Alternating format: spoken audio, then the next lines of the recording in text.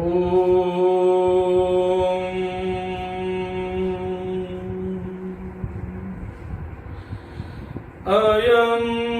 निजः परो वेति गणना लघुचेतसाम् उदारचरितानां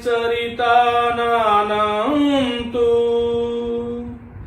वसुधैव कुटुम्बकम्।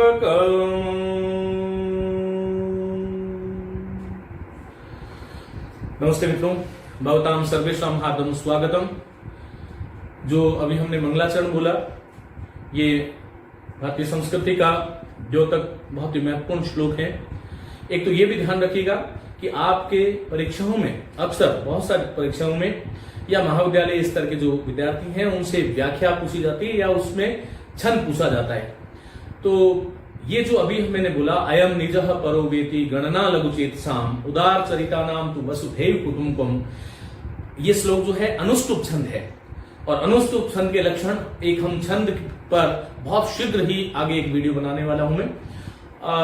श्लोके षष्ठम गुरु रिजेयम सर्वत्र लघु पंचमम द्विचतुष्पादयोर रस्वम सप्तमम दीर्घम अन्ययो, इस प्रकार इसके लक्षण है। 8 वर्ण होते हैं। चलिए, तो ये जो था श्लोक, जो था ये मंत्र नहीं है, श्लोक है।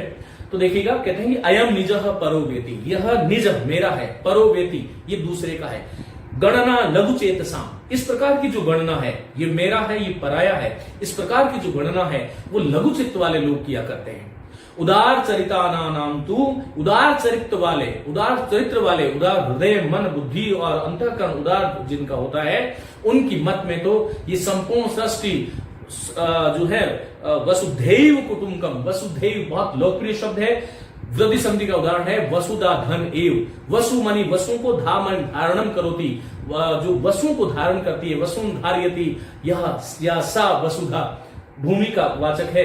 पूरी वसुधा ही कुटुम्बकम, ये कुटुंब है, हम दो, हमारे दो की प्राकल्पना हमारी संस्कृति में कतई नहीं थी। चलिए, आज हम बात कर रहे हैं, इससे पहले की जो कक्षा थी मित्रों, हम उसमें स्वरों के वर्गीकरण की बात कर रहे थे।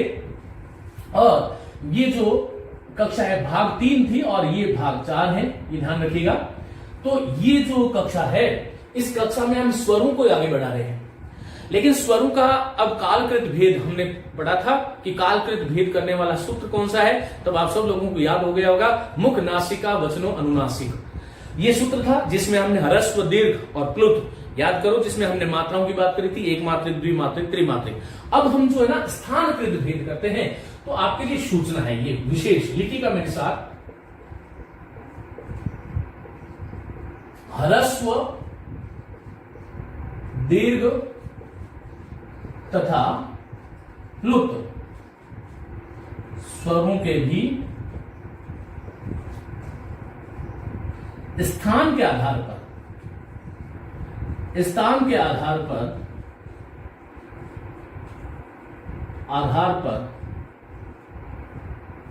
प्रत्येक के 3 भेद हो जाते हैं। ये क्रम यदि सीखोगे तभी परीक्षाओं में बहुत बार पूछा जाता है कि अकारस्य कति भेदा, कि अकार के कितने भेद हैं, तो अब उसमें अष्टादश है कि द्वादश है कि त्रयोदश है कि त्रिंशत है, कितने हैं, और वो कौन कौन से भेद हैं। आप जीवन में एक बार पढ़ लो ना, क्या दिक्कत है।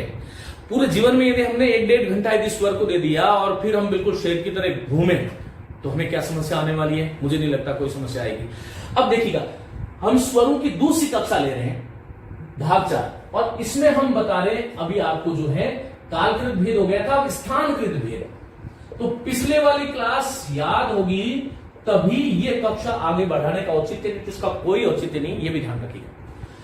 तो स्थानकृत भेद जो है उसको समझने के लिए मैंने यहां पर क्या विशेष लिखा कि हमने ये जान लिया कि प्रत्येक स्वर जो है उसके ह्रस्व दीर्घ भेद होते हैं और उसके स्थान पर। अब वो ध्यान रखना कि जैसे ह्रस्व किसका नहीं होता, तो ए ओ आई औ इन चारों का ह्रस्व नहीं होता। दीर्घ किसका नहीं होता, तो लृ का दीर्घ नहीं होता, है ना।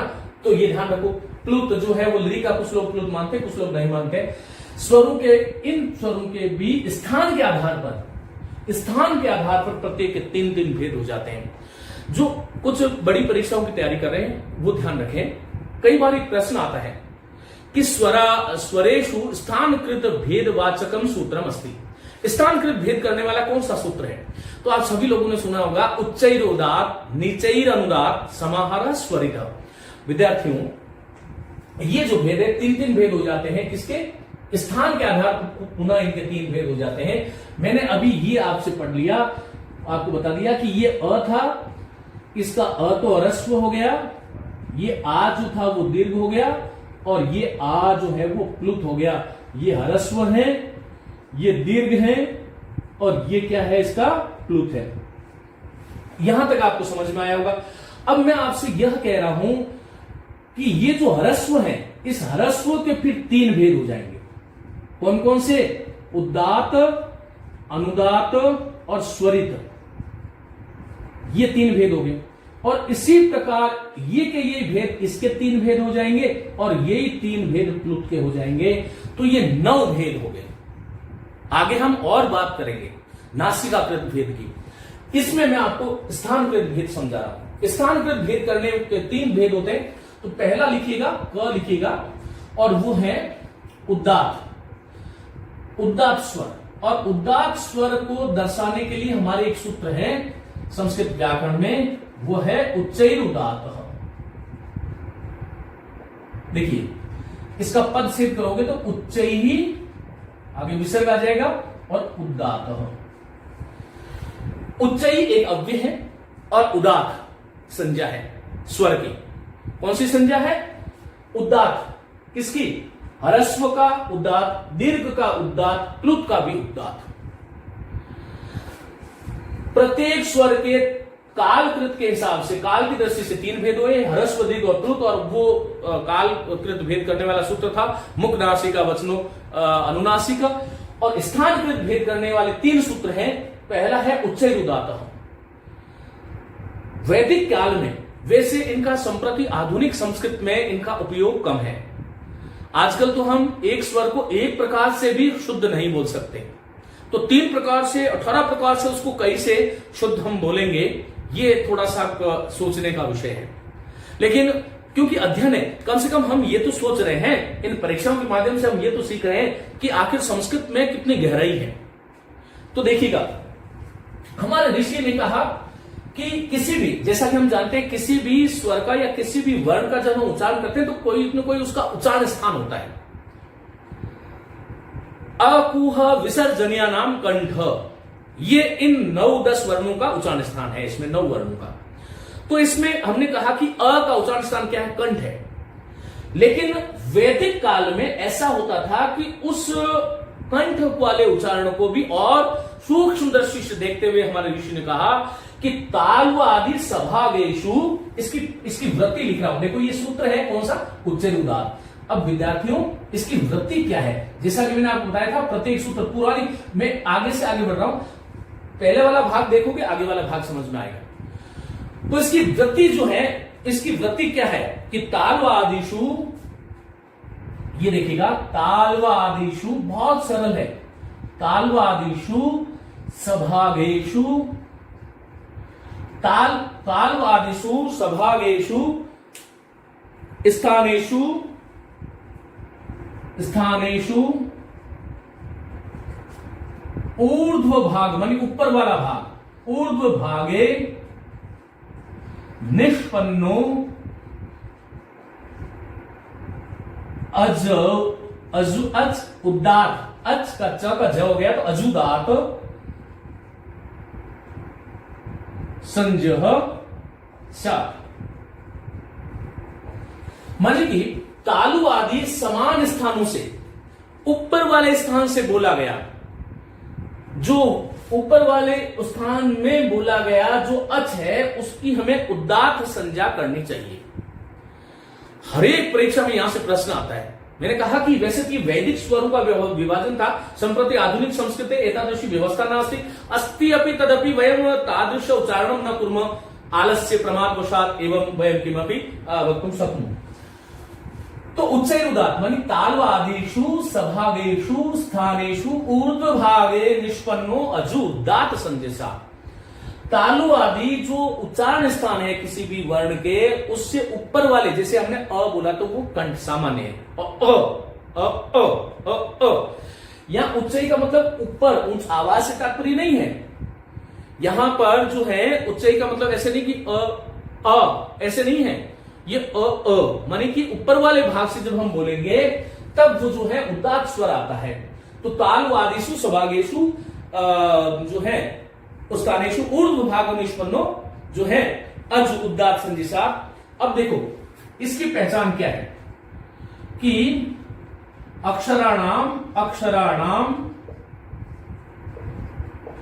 उपरिष्टात्, उपरिष्टात् का मतलब होता है ऊपर, अधस्तात् मन नीचे, व अव्यय है अथवा, कापि जोड़ लोगे, रेखा न भवति,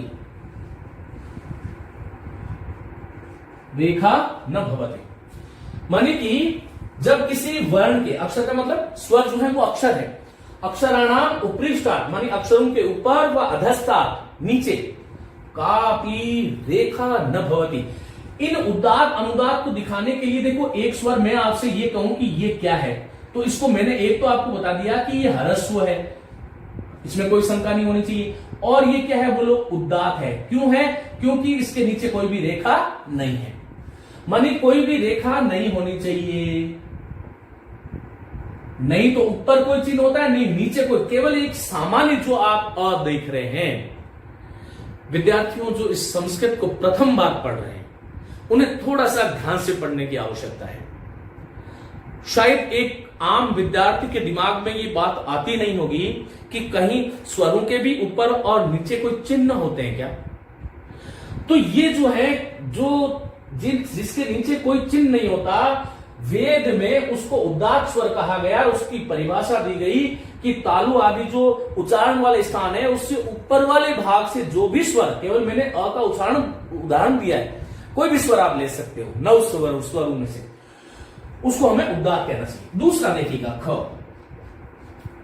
स्थानकृत में पहला उदात्त भेद है, फिर है अनुदात्त, अनुदात्त स्वर।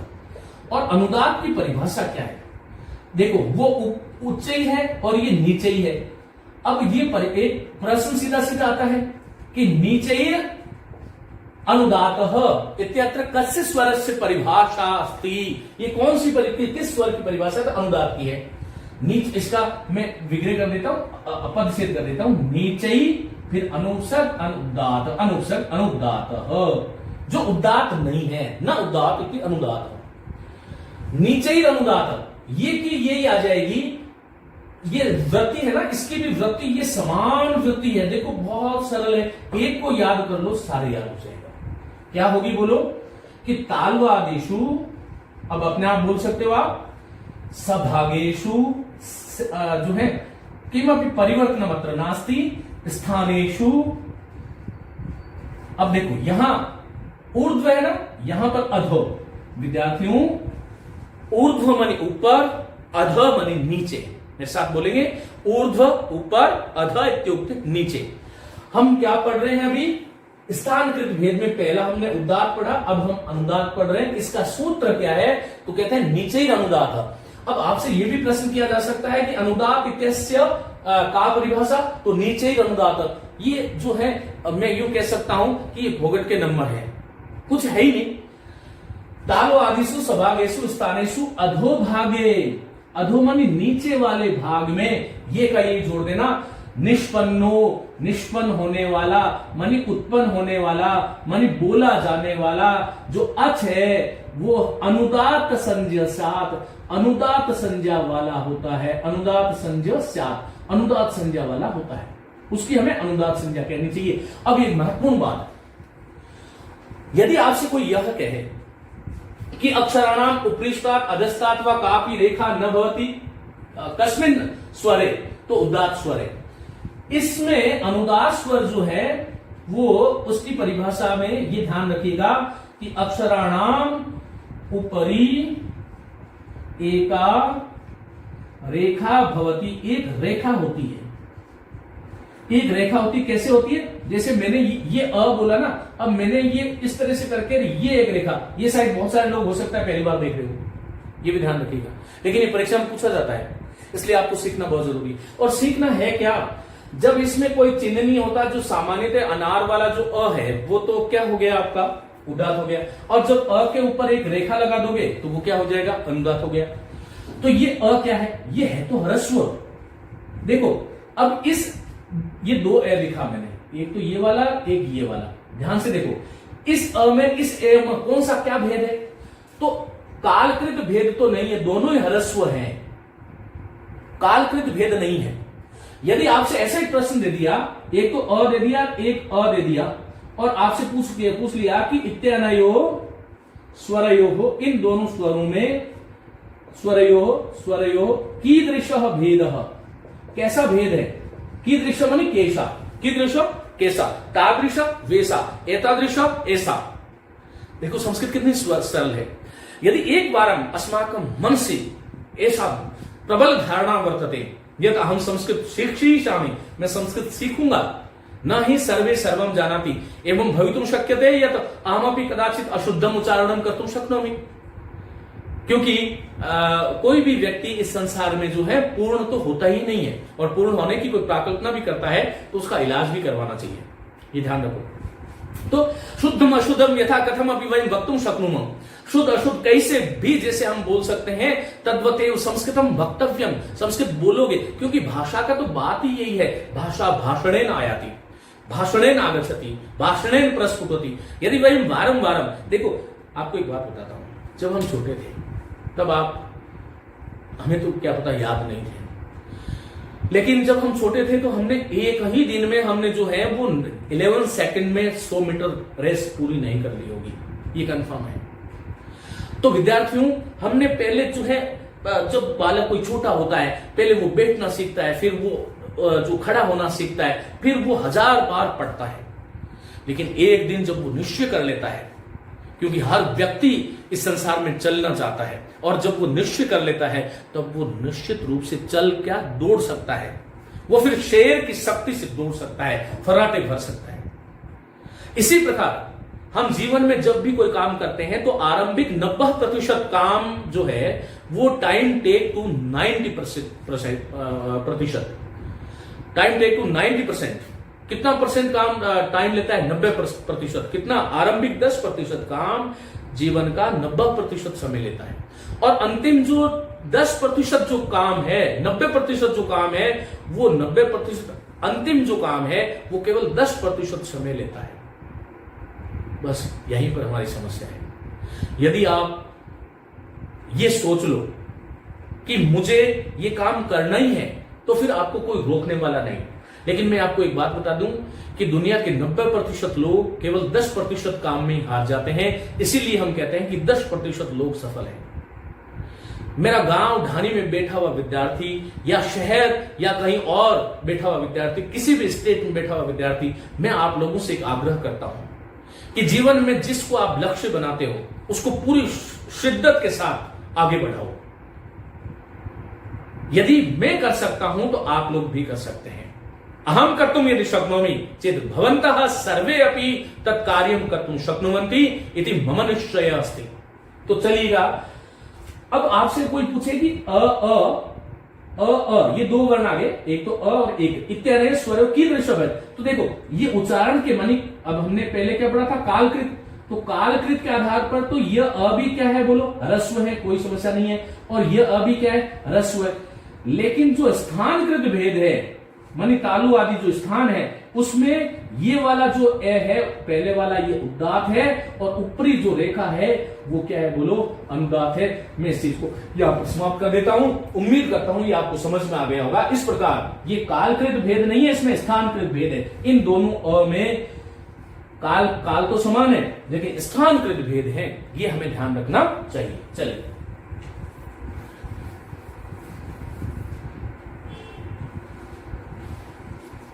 अब हम आगे बढ़ते हैं। ग, देखिए तीसरा जो स्थानकृत भेद है वो है स्वरित स्वर। और स्वरित की परिभाषा देते हुए कहा है समाहारः स्वरितः। यह तृतीय श्रेणी भर्ती परीक्षा में पूछा गया है, राजस्थान में, यूपी में, एसकेट में, सब जगह। स्वरित, समाहारः स्वरित। समाहार का मतलब क्या हुआ? मिला हुआ, मानी ऐसा स्वर जिसमें उदात्त और अनुदात्त, उदात्त और अनुदात्त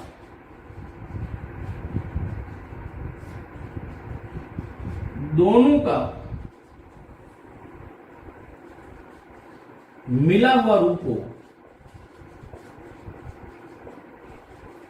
उसे हम स्वरित कहते हैं। देखो यदि मैं इसको तालु मान लूं बाय द वे, तो ये ऊपर वाला जो भाग है, ये वाला जो भाग है, इससे उदात्त होगा, नीचे वाले से अनुदात्त होगा। यहां दोनों मानी नहीं तो ऊपर नहीं नीचे, जो मध्य वाला जो होगा वो क्या होगा? स्वरित होगा। तो समाहारः स्वरितः, ये बात हो गई। अब आपसे कोई पूछे कि स्वरित स्वरस्य का परिभाषा, तो समाहारः स्वरित। और विद्यार्थियों इसके साथ में आपको ये ध्यान रखना है कि समाहार स्वरित। अब इसमें देखो अक्षराणाम मानी स्वराणाम, आप अक्षर की जगह स्वर भी कह सकते हैं, लेकिन क्योंकि व्यंजन में मिलेंगे तो हम उसको अक्षर कह देते हैं। अक्षराणाम अधस्तात्, अधस्तात् का मतलब आप समझ ही गए होंगे। अधस्तात् एका रेखा भवती, सरल रेखा होती है, रेखा भवती। अब देखो यदि मैं अब यहां पर देखो, एक तो अ लिखा ये, एक अ लिखा ये, और एक अ लिखा ये। मेरे विद्यार्थियों आप लोग समझ गए होंगे कि ये उदात्त है, ये अनुदात्त है और ये स्वरित है। नीचे जिसके रेखा होगी ना, यहां पर जिसके रेखा, ऊपर जिसके रेखा होगी वो स्वरित है, नीचे जिसके होगी वो अनुदात्त है, कहीं नहीं होगी वो उदात्त है। ये आपको ध्यान रखना है। तो ये तीन भेद हो गए। अब ये तीनों है तो अरस्व, तो कालकृत तो तीनों में भेद नहीं है, लेकिन स्थानकृत तीनों में ही है कि ये उदात्त है, ये स्थान की दृष्टि से, ये स्थान की दृष्टि से अनुदात्त है, और ये स्थान की दृष्टि से स्वरित है। तो ये तीन भेद हो गए। अब देखो ये एक बात समाप्त हो गई कि स्थान के आधार पर तीन भेद हो गए। कौन कौन से? एक तो उदात्त, एक अनुदात्त और एक स्वरित, और क्या उसकी पहचान होती है ये मैं आपको बता चुका हूं। अब मैं इस कक्षा को एक जो है चीज और आगे बढ़ाता हूं। चलिएगा, इसको मैं मिटा रहा हूं, आप लोग ढंग से इसको लिख लीजिएगा या इसका स्क्रीनशॉट ले लें। चलिए आगे चलता हूं।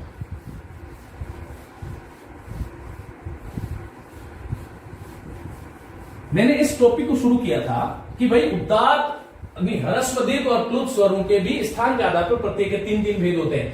अब यहां पर मैं आपसे कालकृत भेद हमने पढ़ लिए, स्थानकृत भेद भी हमने पढ़ लिए, और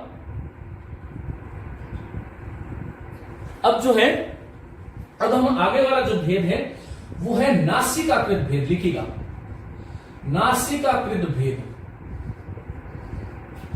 नासिकाकृत भेद में ये विशेष यहीं से शुरू कर देता हूं मैं। उदात्त, अनुदात्त और स्वरित। यदि आपसे ये पूछे कि ये स्वरों पे किस आधार पर भेद है, तो किसी को शंका नहीं होनी चाहिए कि स्थान के आधार पर भेद। स्वरित स्वरों के भी पुनः दो दो भेद हो जाते हैं। अब आप सफलता के बिल्कुल नजदीक हैं, थोड़ा सा धैर्य बनाए रखिए, ये स्वरों की पूरी कहानी जो है उसका पटाक्षेप होने वाला है। अब देखो उदात्त, अनुदात्त और स्वरित स्थानकृत भेद जो था उनके भी दो दो भेद होते हैं। ह्रस्व दीर्घ और प्लुत के तीन तीन भेद होते हैं, उदात्त, अनुदात्त, स्वरित। और उदात्त, अनुदात्त, स्वरित के भी दो दो भेद होते हैं। और ये भेद किसके आधार पर है? नासिकाकृत। और ये नासिकाकृत जो है, ये भेद करने वाला सूत्र जो है वो कौन सा है? ये मैंने आपको बता चुका हूं, मुख नासिका, मुख नासिका वचनो अनुनासिकम।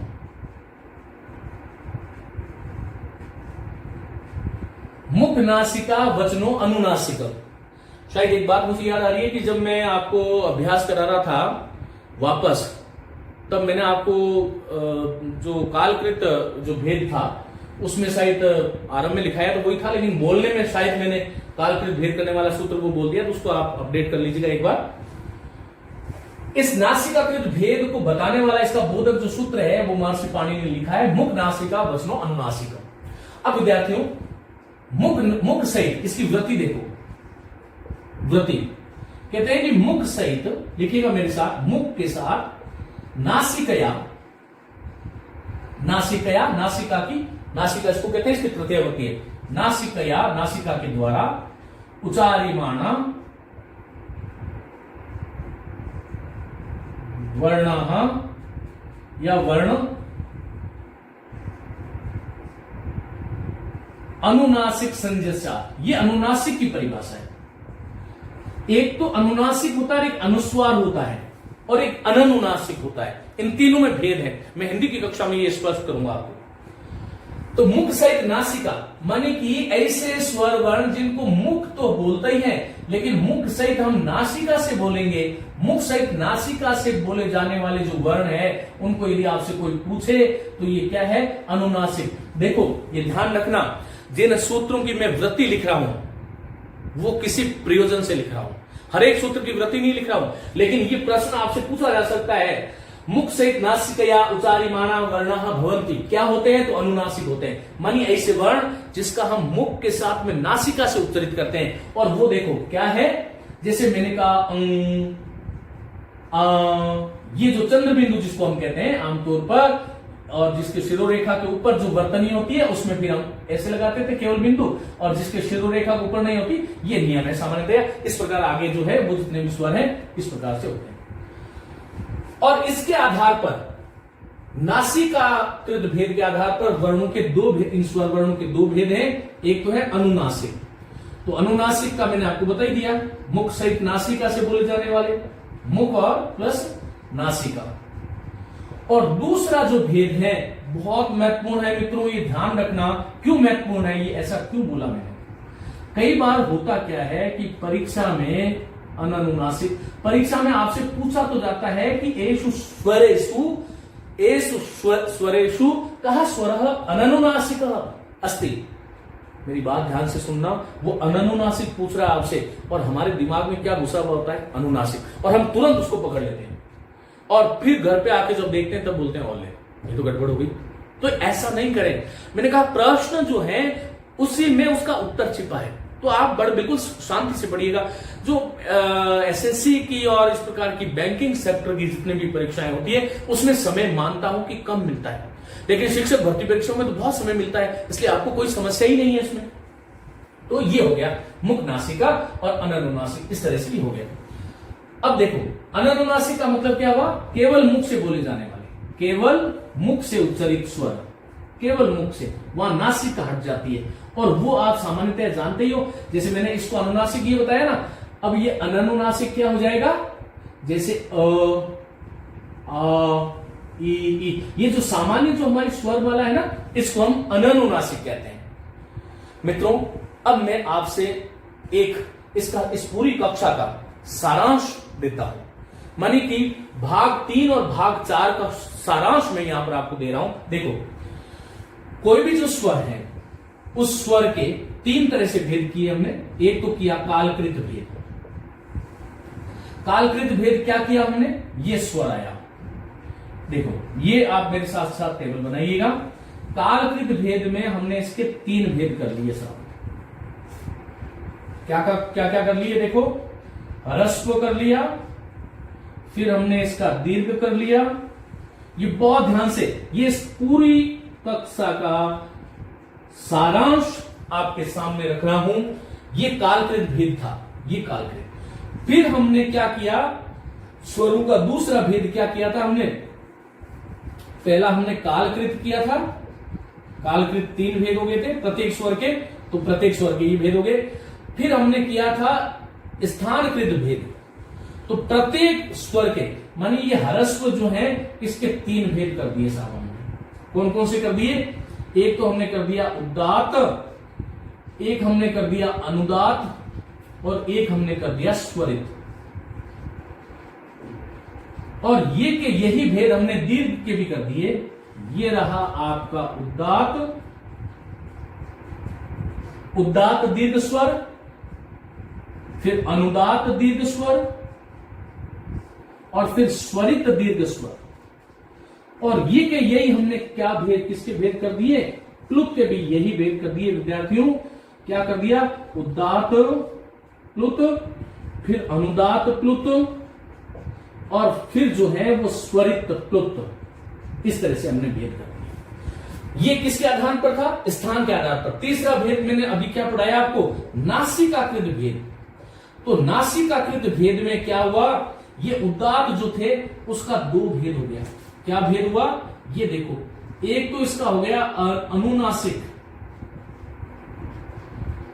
और दूसरा क्या हो गया, देखो ये तो अनुनासिक था, और ये पहला अनुनासिक और दूसरा अननुनासिक। ये यदि आपने ढंग से समझ लिया तो मेरे शहरों कोई भी परीक्षा आप देना, आप गलत नहीं करोगे। अनुदात के भी यही दो भेद हो जाएंगे, ये ध्यान रखना। अब समझ लीजिएगा, अपने आप में बार बार नाम नहीं लिखूंगा। स्वरित के भी यही भेद हैं, फिर इसके भी यही भेद हैं दो, फिर इसके भी यही दो भेद हैं, फिर इसके भी यही दो भेद हैं, इसके भी यही दो भेद हैं। बहुत सरल है ऐसा, और इसके भी यही दो भेद हैं।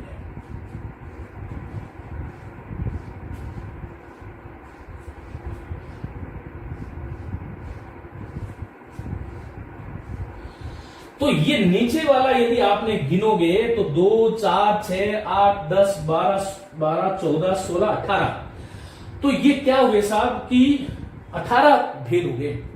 अब इस 18 भेद, किसके 18 भेद होते हैं, जैसे मैं एक उदाहरण ले लेता हूं, स्वर का, अस्वर का ले लेता हूं। देखो, ह्रस्व अ कैसा होता है आप जानते हो, ये ऐसा होता है। ये फिर क्या होगा, बोलो, दीर्घ आ हो जाएगा, और प्लुत का क्या हो जाएगा, ये आ। मनी में एक अ जो है उसको 18 प्रकार से आपके सामने लिखूंगा। बहुत सरल है। जिन विद्यार्थियों ने इस कक्षा को बहुत ध्यान से सुना है, खाना बनाते या कुछ और काम करते, टीवी देखते सुना है, उनको कुछ समझ नहीं आएगा, बंद कर दीजिए। लेकिन जिन्होंने ध्यान से सुना है वो अपने आप मेरे बोलने से पहले ही बोल दोगे। फिर ये उदात्त आया साहब, उदात्त में क्या है, कोई रेखा नहीं होती है, तो हमने क्या लिखेंगे, बोलो, अ लिख देंगे ऐसे। अनुदात्त में नीचे एक रेखा होती है, ऐसे लिख दिया। स्वरित में ऊपर रेखा होती है स्वर के, तो ऐसे लिख दिया। फिर यही इसी तरह से ये दीर्घ आ है तो आ, फिर फिर क्या है, ये इस प्रकार के जो चिन्ह है ना, वो वेद में दिखाई देते हैं। आपने सूत्र सुना होगा, या देखिए, जब जो वेद पाठी लोग हैं वो हाथों को जब बोलते हैं तब मंत्र को बोलते हैं तब ऐसे करते हैं। ओम अग्निम मीले पुरोहितम यज्ञस्य देवम ऋत्विजम होतारम रत्नधातमम। ये जो इस तरह से, जो ये गुरुकुलीय जो व्यवस्था थी उसमें ये जो इस तरह इनके हाथों के साथ इसको दर्शाते थे। अब ये प्लुत में क्या आएगा, देखो, आ, फिर ये आ के आगे 3, फिर ये नीचे रेखा, फिर ये आ के आगे 3, फिर ये ऊपर रेखा। बहुत सरल है, देखो। फिर इसका अनुनासिक क्या हो जाएगा, देखो, ये अ, और ये क्या हो जाएगा, उदात्त है ना, ये अ हो जाएगा, अनुनासिक।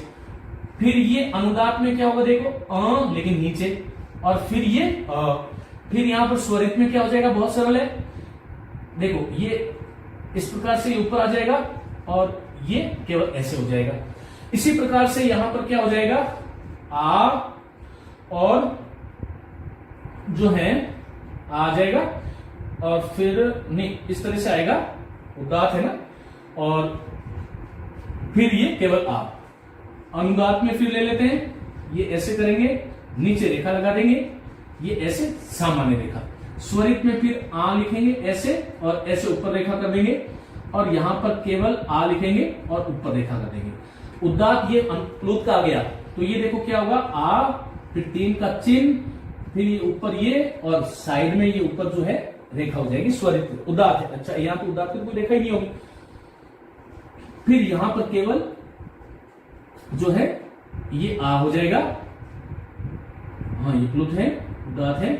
अनुदात्त देखो, ये अनुनासिक हो गया, ये नीचे हो गया, बस ये आ, इसके नीचे केवल ये हो गया। इसको कैसे लिखेंगे, इसके आगे 3 का चिन्ह को जरूर डाल दें। देखो, ये आप स्वरित हो गया, प्लुत हो गया, ये फिर इसके ऊपर एक रेखा लगा देंगे, और इसके आ और इसके ऊपर एक रेखा लगा देंगे। तो ये अ जो था, इसके कितने भेद हो गए, 18 प्रकार हो गए। कितने प्रकार हो गए? 18 प्रकार हो गए। अब यहां पर एक फटाफट एक कुछ चीज जो बहुत महत्वपूर्ण है, अब किसके कितने भेद हैं, तो यहां से मैं कुछ मिटा देता हूं। देखो यहां से कुछ मैं मिटा देता हूं। देखो मित्रों, आप बहुत ध्यान से समझिएगा, हमारे 9 स्वर है ना, देखो अ, ई, उ और री, इन सभी के, या री को भी एक बार छोड़ दो, अ, ई और उ, इनके कितने भेद हो गए? री एक बार ले लो, है ना, फिर मैं इसका कुछ री का अपवाद है वो भी बता दूंगा। अ, ई, उ, री, इनके प्रत्येक स्वर के 18 भेद होते हैं। मानी अ के भी 18 भेद, क्योंकि सब में ह्रस्व होगा, दीर्घ होगा, प्लुत होगा। ई में भी ह्रस्व दीर्घ प्लुत होगा, उ में भी होगा, री में भी होगा, इसमें भी होगा।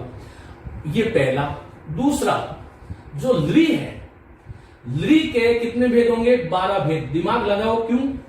क्योंकि जो ली, जैसे मैंने यहां पर अ लिखा, वैसे ही आप इसको बनाओगे डायग्राम ली बना करके, तो ये दीर्घ वाला जो पोर्शन है, ये वाला जो भाग है ना, ये ली में होता ही नहीं है। ली का दीर्घ नहीं होता। वापस आके देखिएगा, मैंने वहां पर जब ली लिखाया था, वहां पर ली का दीर्घ होता ही नहीं है। तो ये ली का 12 भेद, अब मानी ये 6 भेद निकल गए, तो 6 तो ह्रस्व ली के हो गए और 6 प्लुत री के हो गए। मानी ह्रस्व ली कौन सा? ये वाला। और प्लुत री कौन सा? देखो ये वाला। बहुत सरल है, घबराना नहीं है। तो इसके भी 6 हो गए, इसके भी 6 हो गए, तो 12 भेद हो गए। अब तीसरी बात करते हैं, ए, आई, ओ और औ, इनके भी प्रत्येक के कितने भेद होंगे? 12 भेद होंगे। क्यों होंगे? बहुत सरल बात है, बहुत सीधी सी बात है कि साहब ए, आई, ओ, औ, इनका क्या नहीं होता? ह्रस्व वाला, ये वाला भाग पूरा उड़ जाएगा। जब ये उड़ गया तो मतलब ये दीर्घ हो गया, प्लुत हो गया। मानी ए, आई, ओ, औ का ह्रस्व होता ही नहीं है, तो दीर्घ के फिर उदात्त, अनुदात्त, स्वरित, फिर अनुनासिक, अननुनासिक, अनुनासिक, अननुनासिक, इस तरह से करते करते 6 इस भाग के, 6 इस भाग के कितने हो गए? 12। एक लास्ट बात और, आपसे कोई पूछे कि ली का कितने भेद होते हैं, तो 12 क्यों होते हैं, तब ये कहना है कि दीर्घ अभावात, मानी दीर्घ नहीं होता। ली का क्या नहीं होता? दीर्घ अभावात। यही प्रश्न आता है कि ली इत्यस्य वर्णस्य कति भेदा भवन्ति, तो 12 को संस्कृत में कहते हैं 12।